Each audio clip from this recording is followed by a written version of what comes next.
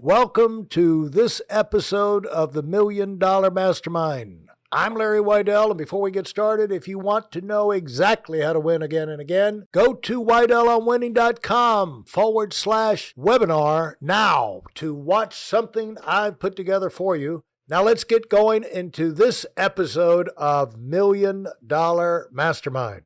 All right, I'm with Tricia Binder, and she is sharing her experiences from working for Fortune 500 companies and then graduating to 3 years ago, starting her own company, Muros, and helping brands and businesses creatively engage audiences by infusing local art into their brand, specializing in mural and street art.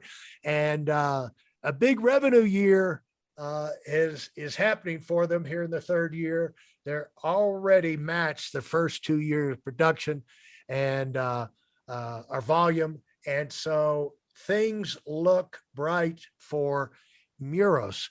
And who's listening to this, who should be interested in maybe engaging Muros for their business? Everyone? At what point? How can you help? No, I would say if you are a brand, looking to, again, like take a really unique, fun, and creative approach that's going to get people excited, engaged, and wanting to, make it part of their own Instagram feeds, I think Muros is an amazing fit. Likewise, if you are a developer or you have commercial or residential properties and you're looking to really beautify your space for residents or tenants, looking to sell leasing space, art is such an amazing thing. It has, from the beginning of time, really been a means of communication and storytelling. And I think our company is really well suited to somebody who is looking for somebody to, come in and creatively make something beautiful that can be shared with the people. Give me an example from your first 3 years of like a brand or a business that we've worked with. Yeah, an experience you work with, what you did for them, and whatever. Sure. So one of my favorite projects was we worked with the Houston Astros when they were moving into the postseason, and what they wanted to do, hoping to go and make a run for the World Series, was create, for every win that they had in the postseason, create a mural basically overnight after the game that would pop up across different markets across the city of Houston. So it was downtown, it was on, the east side, the north side, into the burbs. And they really became this incredible kind of almost like scavenger hunt where people knew these murals were going to pop up after an evening win. And there was so much energy and excitement in the city. There would be lines of people who, like especially in the burbs, had never really had a mural in their community where people could take pictures, maybe like a key player or something from the game. And it was a really unique and creative strategy that the Astros had to really, again, resonate and connect with the community at such an important and pivotal time for the team. And they made it all the way into the World Series. Didn't win it, but we did 10 murals within, I think, 4 weeks. Again, all across different markets in Houston. And it was highly localized. It was Houston artists. It was Houston business owners that donated or provided their wall space. And it was just really such a fun and energizing campaign that got a ton of, press and coverage for them. So I think it's a great example of somebody who thinks about a unique way to really celebrate and, again, connect with different fans or ticket holders in various markets. Yeah. And how about a more average sized business? How would they engage you, and how would they plug into something like this? Because you did say everybody. This is your fault that I'm asking you. I was being somewhat facetious, but yeah, I mean, so for example, there's this. You probably think you're probably like someone who lives in New York that, like, everybody, if it's not New York, it doesn't exist. You probably think if they're not a Fortune 500 company, they just don't exist. I don't know. Yeah. Yeah. No, but how people that are not Fortune 500 companies? It really isn't for everybody. But, as an example, we've worked with this amazing like local brewery here in Chicago, and they were building out this really cool kind of brew hall concept. And they engaged us to create for them an interior mural, and we're also going to be doing some like really cool larger scale canvas pieces that are going to like flip in and out of a new property that they're opening up soon. So it can be so many different things. Sometimes we do just like small like live canvas painting. We've painted large pumpkins in the fall and had local artists do that.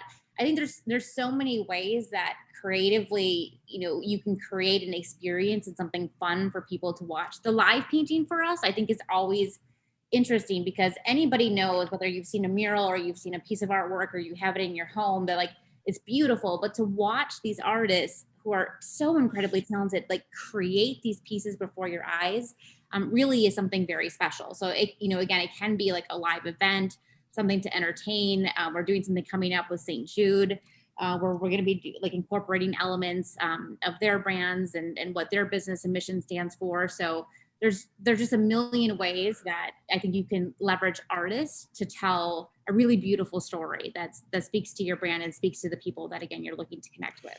And yeah, I appreciate that. I've got a better idea now. And so when you started your company, though, they say, give me the 5-minute elevator pitch. How long and hard did you have to work to get basically a mission statement, or like Muros?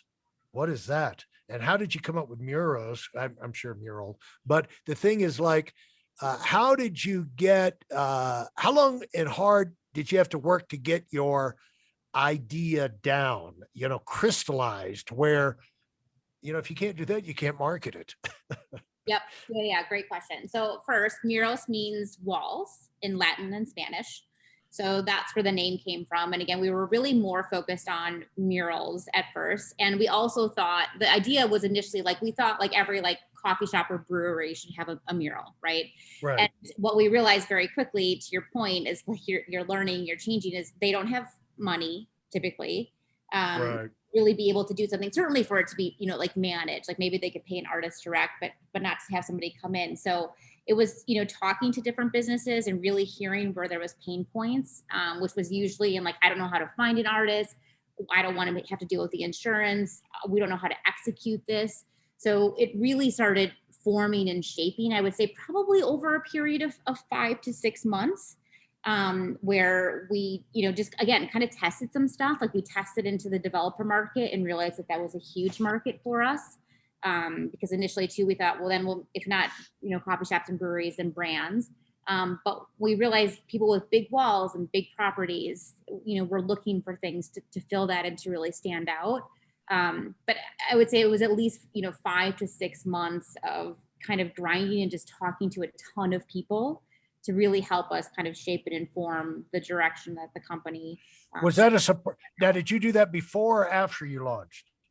Both. So before we even created the company, we reached out to see if we could get meetings with different businesses and organizations. For example, there was one, like a big restaurant hospitality group in Chicago, and they were willing to take a meeting with us. They had done some murals in some of the restaurants and things. And they sat down and we were like, here's our business idea. Can you tell us what you think about it? Like, what would be the pros? What would be the cons? What would you find helpful? What don't you need?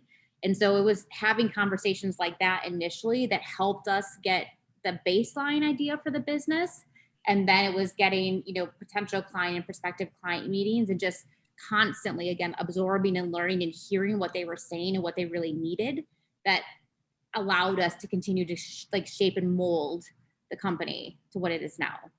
And so how did you change the way you described your focus and your mission after the 5 months, or was it the same?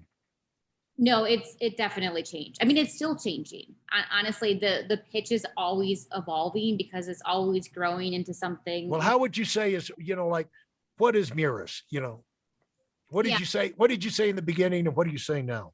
So we didn't say an art activation agency. We weren't really even sure if we wanted to call ourselves, were we an agency? Were we a vendor? Were we an art company? We weren't totally sure. But again, we realized that there was this managed service aspect that a lot of clients needed, whether you were a developer, you were a brand.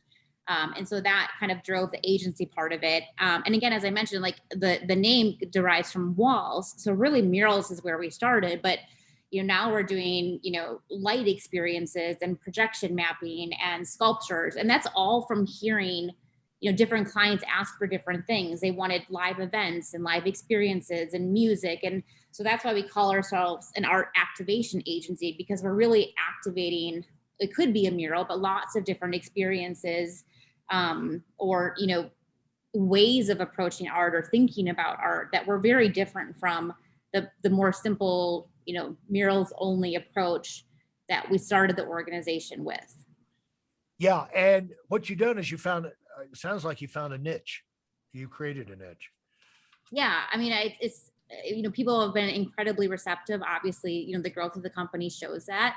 But, a lot of times too, like with some of these new things, sculptures, whatever, there's always that learning curve that we talked about, last time. And it's constantly, again, staying uncomfortable and learning, being willing to kind of figure out new ways or try new things or pitch new ideas to see where we can take it and how we can expand. Now, do you have a lot of employees, or you're outsourcing most of what you do? How many did you start with and how many do you have now? Yeah. So at first it was just me and my two other co-founders. Now we have a team of 7. We're hiring again, and we contract hundreds of subcontractors and Right. vendors throughout the year to help us be able to execute. All artists are subcontracted, but we have lots of other vendors that help us produce, walls and other things that we need to be able to deliver for our clients. Yeah. Fantastic. Now, did you make, who's the executive? So you're president. So are you the one that makes the decisions, or you guys operate as a team? We really operate as a team. Yeah. Me and my other 2 co-founders, we all have pretty different skill sets and experiences, and we balance each other well. I think we, again, my strengths are not my 2 co-founder strengths, and theirs are not mine. So we really try to So what are your strengths?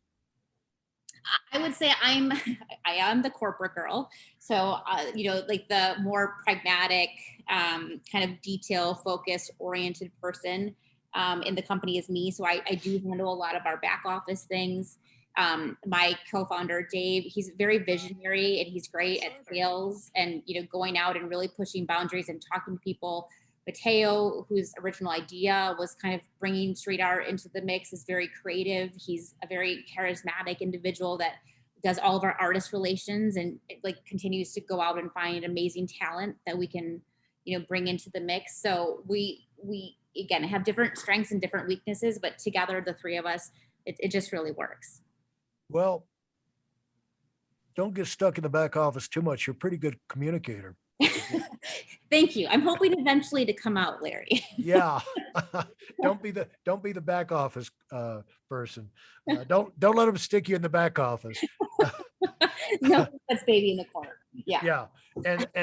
Now, okay. So, what is the biggest regret you have, or do you have a regret for the first 3 years? Did you get off track? Did you make a boneheaded move?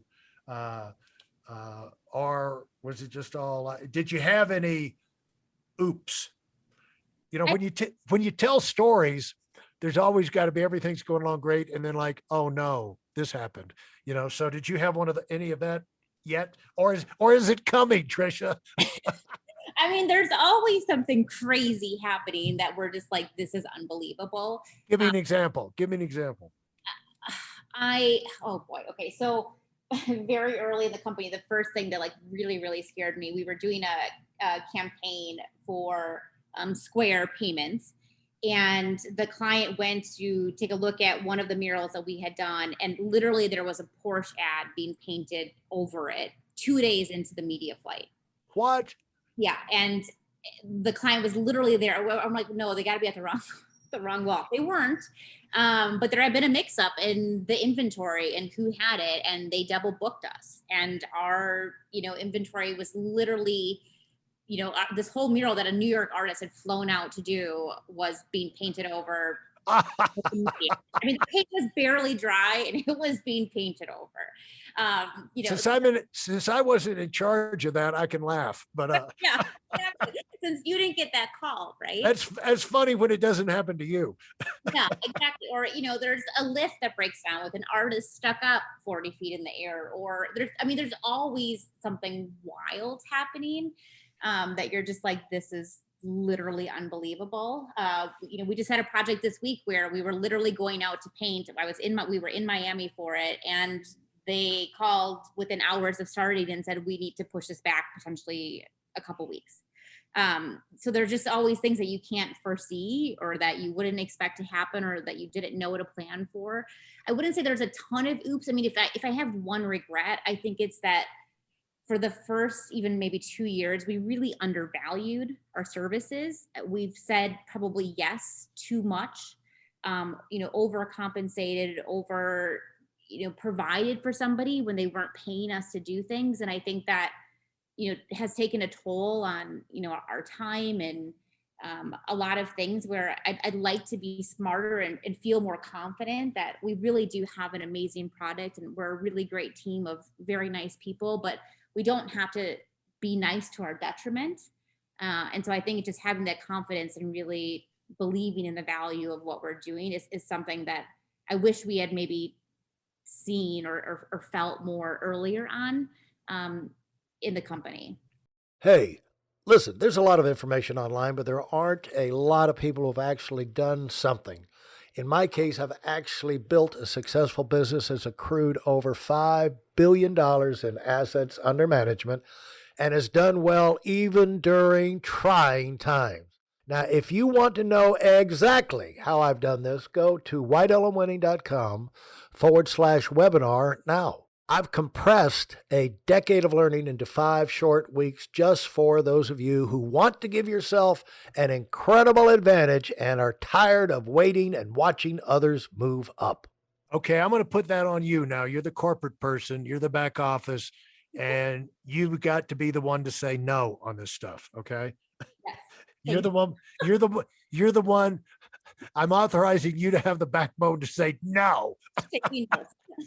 Yeah, we love you, but no, we don't work for free. We're not, this is not a charity, Exactly.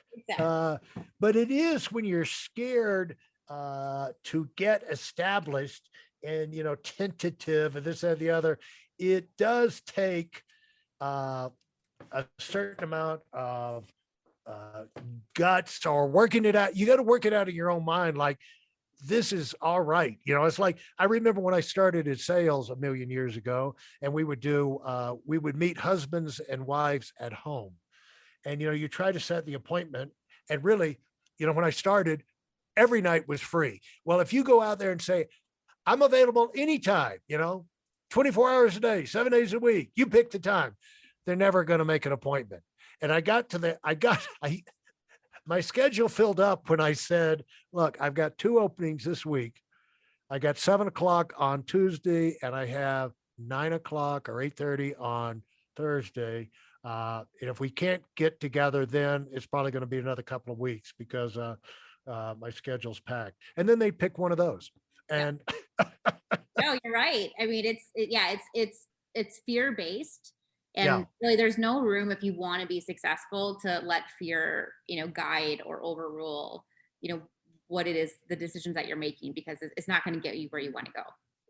yeah. And it's not their job.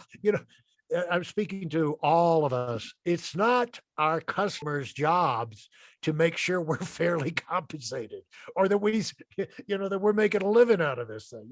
That's not their job. Their job is to get the best price possible and get all the extras they possibly can.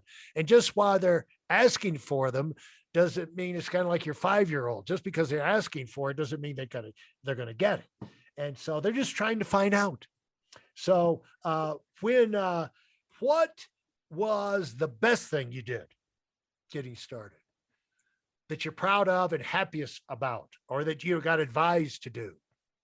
Yeah, honestly, I'm still so blown away by what we've created and what we've done. And I think just literally starting a business that none of us had any experience or really background in doing, I think I give ourselves a lot of credit for that, because we didn't know anything about, lifts or insurance or, all of these types of things, or even how a mural was done or painted in production. And I think it took a lot to really move into something where not even a single one of us three co-founders had the background and experience. So I am really proud of how we've really just figured it out. It's been just a lot of grind, a lot of blood, sweat, and tears, and we've landed some of the most amazing, biggest brands that I ever could have imagined. Sometimes we were just laughing this week as we were all together on our website, and the level of artists and talent that we've worked with, and the number of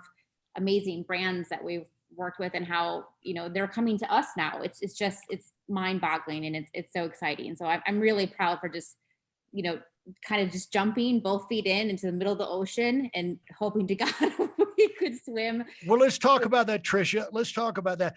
From the beginning, it'll be helpful for people that are on the one thing I want to ask you is like how you have changed in just 3 years or 2.5 years. When you look back, and the great thing about starting a company is it's terrorizing, it's high rolling, but you learn so much. You develop so many skills and relationships and this, that, the other in such a short period of time.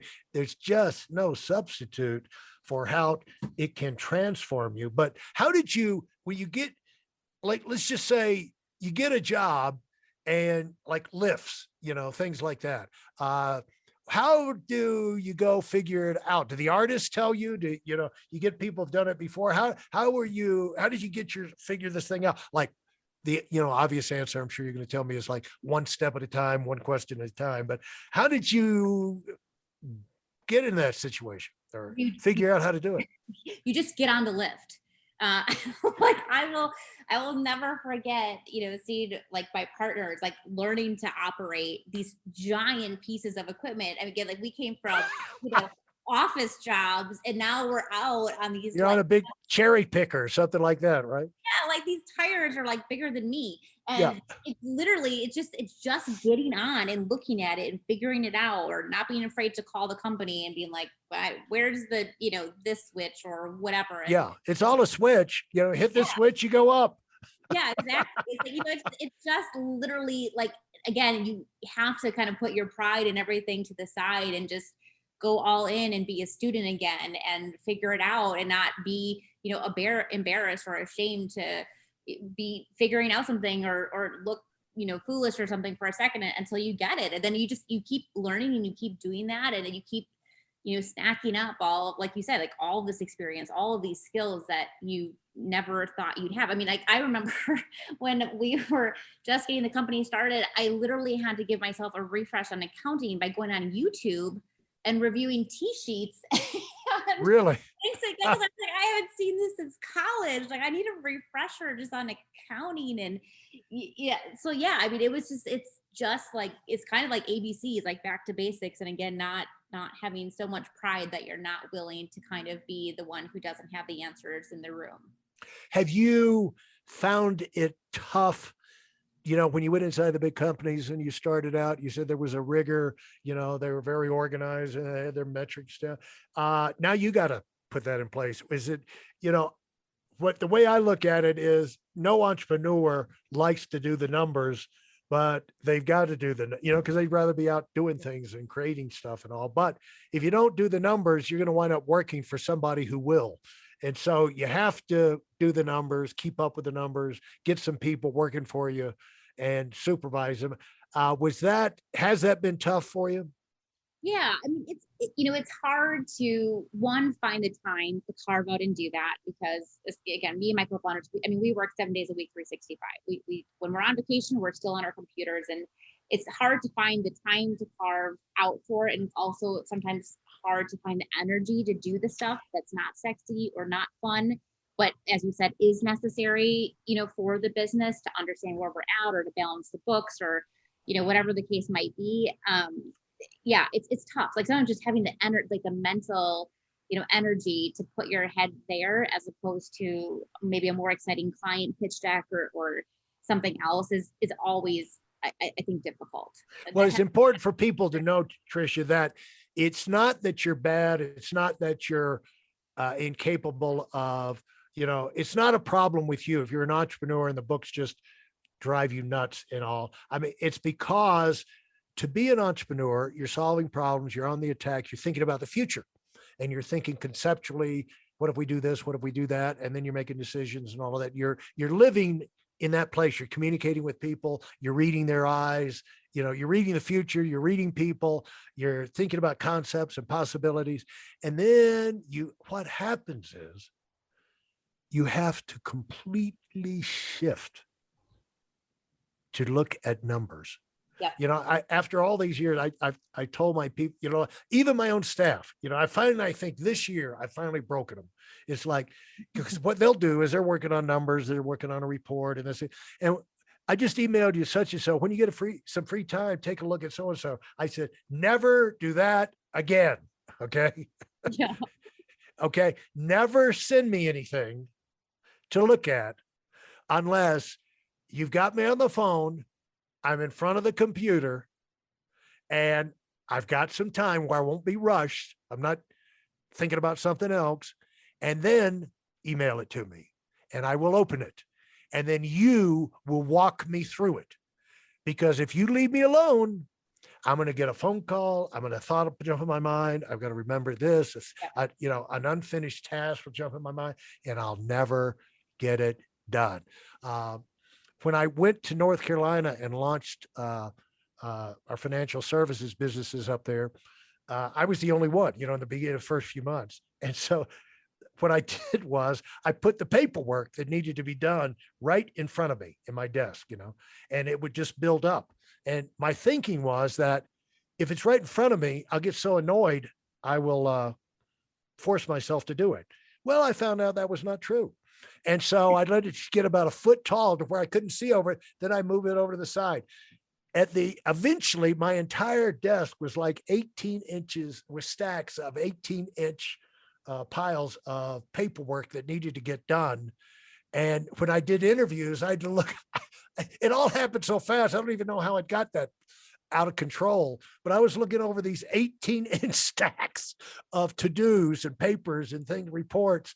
And finally, one day I said to myself, look, obviously I'm still in business and I never got to these things. So I just threw them all in the trash and said, reset. I wish maybe I can do that. I was gonna say, I wish I could do that, but yes, I mean, it's very easy to procrastinate on some of those things. And yeah, I mean, sometimes obviously it's stuff I do need to do, but I've had that moment too, where it's like, okay, I haven't gotten to these emails and now they're 4 weeks old. So at some point I'm guessing they don't matter. You got to get a staff as quickly as you can and get a part-time staff. I even, where my life changes, where I even had a mom who, had worked in the corporate world, but now she had a kid, was going to school, and she wanted to get out of the house and work 3 mornings a week. And so she would come in. That's all I could afford. But that changed everything, and you've got to get yourself some staff, spend money on support people, because you got to free yourself up to focus on the creating magic. And so it's why I never bought a lawnmower. It's just like, I never want to spend that much time on my lawn to where I feel like we know each other. It's Right. like, I always said, about the lawn, it's like, yeah, I know I've got grass out there, but we've never been personally introduced, and if I got a lawnmower, then I'd have to have a gas can. Now my garage stinks. So it's just, no, we'll hire somebody to come in and do that job. And so you just got to make some decisions about what you will and will not accept. But the fact, whether you do it or not, you got to get it done, the minutia and things like that. Yeah. And at some point, you have to stand up to people who want to get you to work for free. And talk about one last thing I'm curious about. Let's go back to the thing about how you've changed. I bet you're much more excited about yourself as an executive, as a business person, as an independent uh, person operating in business than you were before you got started. Yeah, it's like it's kind of like I feel like years in like an entrepreneur world is like dog years, where it's Right. great, but it feels like Exactly. you've acquired 20 years of experience in that short amount of time. And I think that that really is the most incredible thing. Like there are moments occasionally where you have that second to go back and reflect on, like I was talking about the accounting thing, like how far and how much I've learned that was outside of really what I went to school for or what I had been doing at other companies. Like, of course, you're always bringing in like certain skills that you had, but the sheer amount of things that I've learned or can, share or communicate to people, or the improvements that we've made. And just, it's just incredible how far we've come. And I've changed so much. I mean, I think, I feel like we're really hitting our groove, and I'm starting to, kind of like feel like I'm hitting my groove in a different way that I felt before. And it's just the possibilities seem endless of what we can do and how exciting it is. And it's been, again, a crazy ride, not lacking stress or exhaustion or anything like that. But the rewards really, really are quite amazing. The lows are very low, but the highs are very high. And when I look back, I'm very, very excited by what me and my partners have done and what we continue to build, and where I think the trajectory of this company is going to go. Well, I'm so proud of you. You've done a great thing, and you're on the verge of doing some absolutely amazing things. And there's going to be an impact out there in the world for beauty and good and growth because of what you're doing. Thanks so much, Tricia. Thank you, Larry. I really appreciate it. If you enjoyed what you've heard and are dead serious about finding out for yourself exactly how this works in the real world, I've taken the most valuable business lessons I've learned over 40 years and put them into something for you to watch. Go to whiteelementary.com/webinar now in order to move up as fast as possible. I'm Larry Weidel, and I run the $1 Million Mastermind. Go, go, go.